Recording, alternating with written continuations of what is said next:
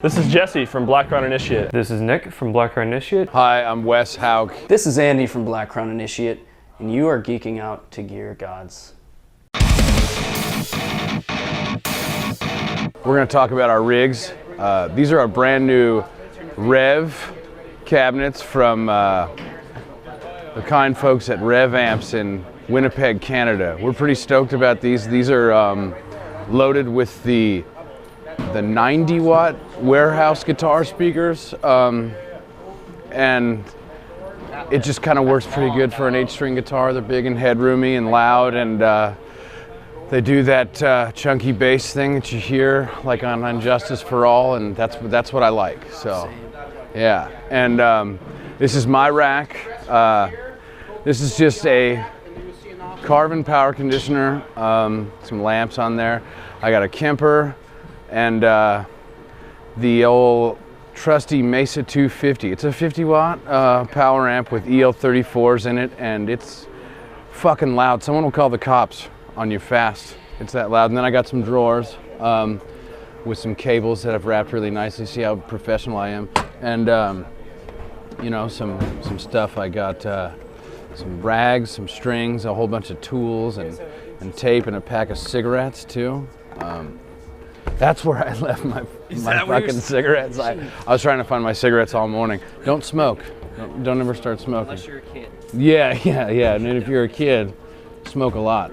This is a Schecter Banshee Elite. It's a neck through ash body, I think, maple neck. Some of these hip shot locking tuners up here, and it's like a veneer top, and I have my favorite Duncans in here, the Pegasus and the Sentient. And yeah, it's a 5-way switch, hip shot bridge, tone knob, and it's 28-inch scale. And here is the other one, and this is like a backup, although it is pretty nice. I might start playing this one, but this is like a matte finish on the top, and it has the Schecter pickups in it. It doesn't have the I didn't have time to put the other ones in, but these actually aren't that bad. Can we clip it right on your beard? Sure. Oh, I'm Andy, and I am using, well, the same thing is our new Rev Cabs with the 90-watt speakers in it. They're really, really awesome. But I'm using a Mesa 290 power amp, which is pretty old, and I think it's had the tubes replaced multiple times, so I don't really know what's in it. I'm using a Fractal XFX Ultra, which works pretty well for me. I've never had any trouble with it. To control the XFX is just an FCB 1010, which is cool because you can just beat the hell out of them, and they're cheap.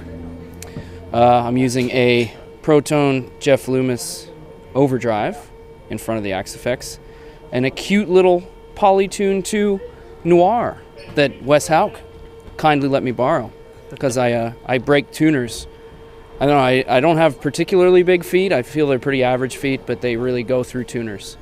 And I'm also using MEE Audio M6 Pro in-ear monitors just to monitor my voice. And I use an SKB PS45 pedal board. Also a Shure PSM 200 trans mixer for my in-ears again. Put it under his beard? Well, alright. I'm using an E2 HRF 8-string here with Seymour Duncan Nazgul and Sentient pickups. It's a pretty cool guitar. It's got an ebony fretboard and just real nice, solid guitar. Plays well, and I like it. I'm actually getting another one today, I think. I hope. It's like a satin red, but yeah. So I only have this one with me currently because I am anticipating one. But life's a disappointment, so I don't know if I'll get one. I'm hoping. But I love ESP guitars. why don't you tell us, do you use a beard oil?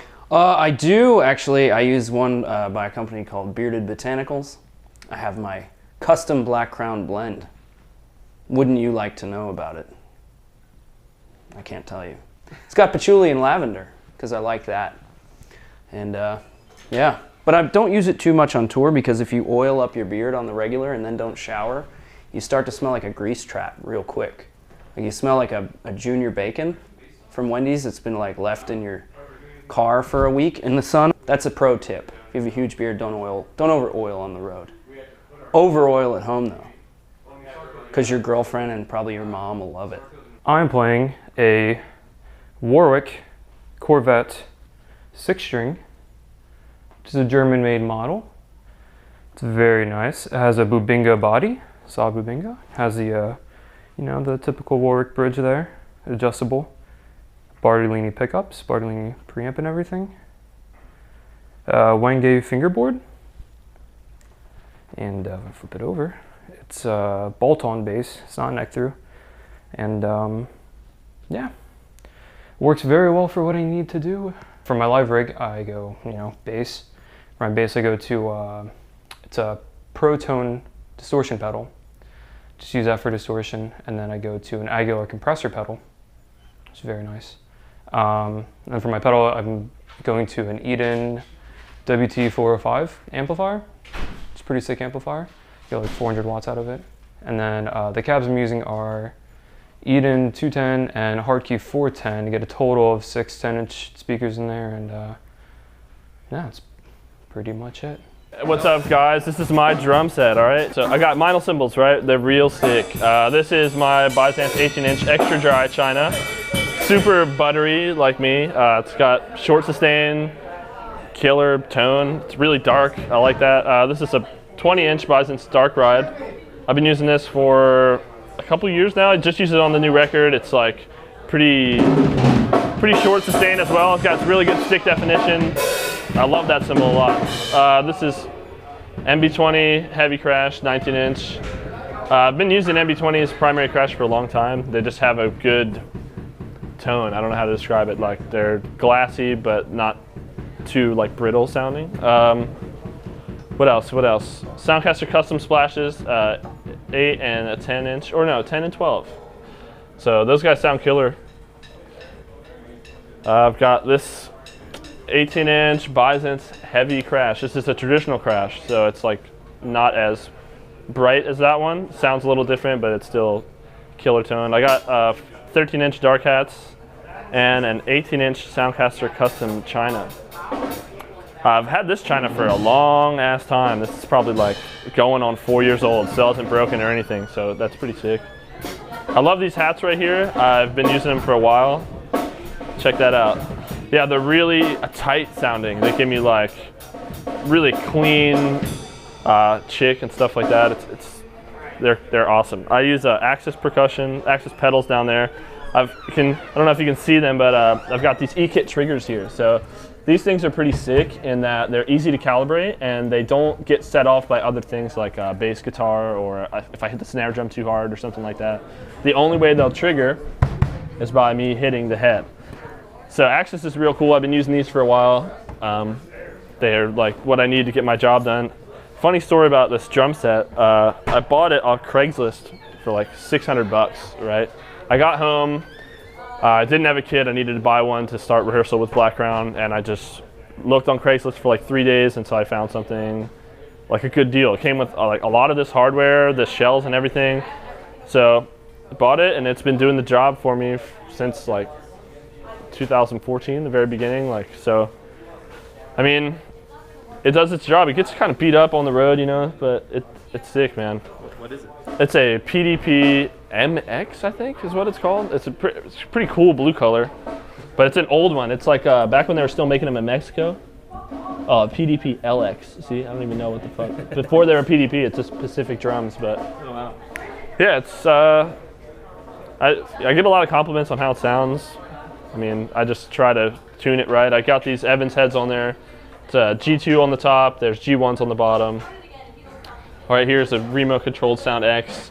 I like those heads a lot. I prefer Remo, I guess, but I mean, I just use whatever. I kind of tend to switch to try to find the best sound. So I've been using G2s for a while, and all these moon gels and stuff. They help to kill the sound. Check this out too. Cool pro tip.